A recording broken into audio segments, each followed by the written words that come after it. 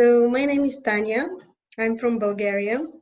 It's a small country in Southeastern Europe. I know maybe most of your viewers are from Canada, so they wouldn't be so familiar with Bulgaria. But it's bordering Greece, Romania, Macedonia, Serbia, and Turkey. And I grew up in a communist country, which meant I had a very nice childhood, actually, compared to what my kids have nowadays. It was really like a fairy tale. And I think I had a really good education, considering that we were so close. And the first time I actually left Bulgaria was when I was in my 20s. I studied English in an English language school in Plovdiv, which is a really beautiful town with a Roman amphitheater. And when I first went to England, I was shocked because I couldn't understand what people were telling me. It turned out that all my knowledge was just from books, and it was difficult to get accustomed to the accent and everything. Then I spent some time in France, in Strasbourg, and then in Brussels for 11 years. I was a translator there at the Committee of the Regions, one of the institutions of the European Union. And now I decided to come back to Bulgaria because I thought it's kind of important for my kids to learn Bulgarian and to feel like they have roots and to feel like they belong somewhere. So for the last 2 years, I've been back in Sofia, working again for the European institutions, this time for the European Parliament, which has a local office here, and I'm the PR officer. Today? Well, for instance, I was thinking recently, I came back from school on my own. Even I remember the first day I walked to school, so I was 7 years old, and nowadays I cannot let my kids just walk to school. I know it's possible in some countries, but here I think it's even forbidden by law, but until they're 12. You have to accompany them. We could play on the streets. There was no homelessness. There was no people who were jobless. There were not many cars, actually. So it was really nice environment. And I think it was very environmentally friendly because everything was, we didn't have much choice in when you go to a shop. There was just like 2 types of cheese. Everybody was eating more or less the same things, but we would recycle everything. And I think there's something really obnoxious about the way consumerism grows in nowadays. And this is why I feel a bit nostalgic for that part of the past.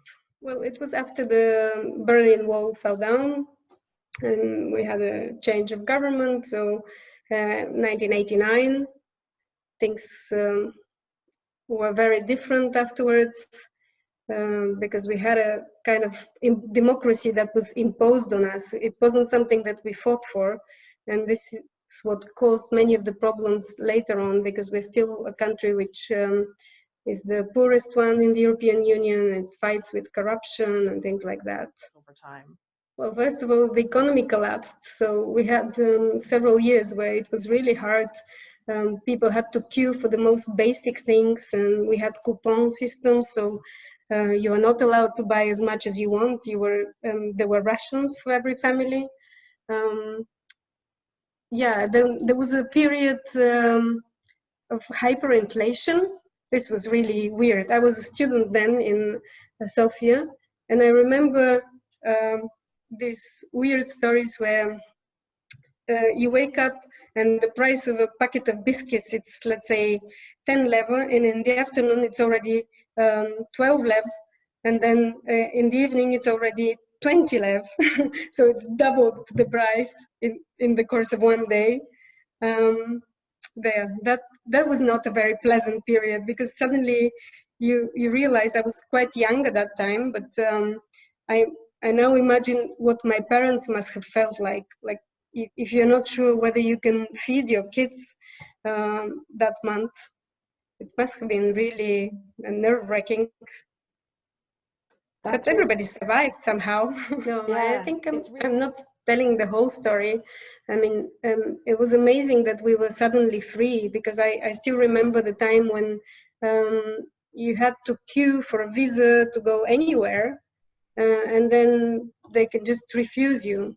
And I was talking to somebody today, an old lady whose daughter lives in the UK, and she told me that when her daughter married there, she couldn't go and visit her because they wouldn't give her a visa. She was a potential immigrant. And now we don't even think about it. There is this freedom to travel everywhere, and you don't appreciate it anymore. But it's amazing. I mean, I still remember the previous system. Yeah, I think my soul is somewhere in Southeast Asia. This is my favorite part of the world because of the food, because of the amazing nature. I also enjoyed Argentina very much because I used to dance tango, and this was very dear to my heart. I mean, I felt like Argentinians were kind of similar to Bulgarians in a way. I try always, when I travel, I try to see the positive sides of places, and I love meeting new people who are completely different from me. I'd like to understand where their point of view comes from, and I think it's really interesting. I have a son who's 8 and a daughter who's 6. It's been 2 years now, so enough time for them to forget most of their French, but they integrate it very easily. It's interesting now to make comparison between the Belgian system and the Bulgarian system, but I'm really happy that we came back. I think it's important for people's identity to know where they come from. And I think it doesn't have to be the place where you're born, but it's the place where you make meaningful connections, where you get to know people, where you experience things. And in the end, this is what makes a home. Well, at the moment, there's not much free time left for my hobbies, but so it's mostly work and kids. But if I do have it, I have a lot of ideas what I want to do. Like I've always wanted to learn how to play a musical instrument properly. I always wanted to learn how to draw. And I love self-taught artists. So I don't necessarily want to learn academic drawing and painting.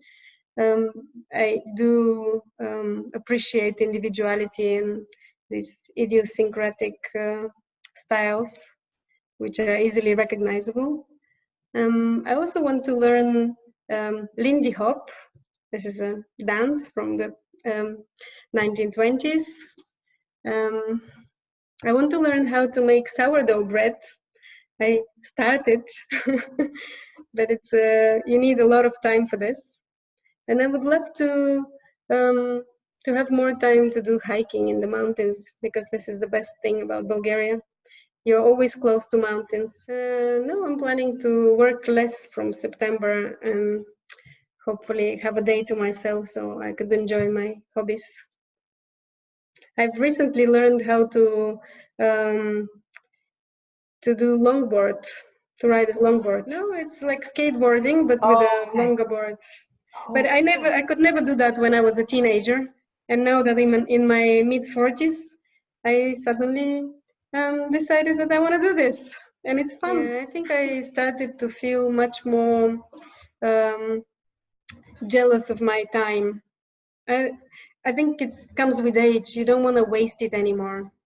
There's a lot of reasons you could visit. We have a lot of, if you're interested in archaeology, this is a very good country, comparable to Greece and Turkey, I think. For me, the best reason is nature. Well, we still have it. There's a Black Sea coast, but unfortunately it's been overbuilt, so I wouldn't recommend our seaside. Me and my friends, we don't normally go there anymore. We always go to Greece and to Turkey. There are beautiful monasteries. And if you ever come to Bulgaria, I would recommend visiting my hometown, Plovdiv, which is now the capital, European capital of culture. So there's lots of things going on there. And it's also become a very popular tourist spot for bachelor parties, these urban trips. And I think if you're also a culinary buff, it's worth exploring, because we still have places where you can taste tomatoes the way they used to taste before industrial farming came. And yeah, it's becoming more rare, but you can still find them. Well, there's a lot of private schools now. When I was a kid, that's another positive thing. There were all the schools were free. One of the reasons to come to Bulgaria is also for the dances and the music. It's something that's absolutely typical for Bulgaria, that every woman at least knows at least a couple of these traditional horo dances where you dance in a circle. It's a great way to make a community as well. So whenever you go and people start dancing, you can just join the circle. I just wanted to share something about living in Brussels. Yeah.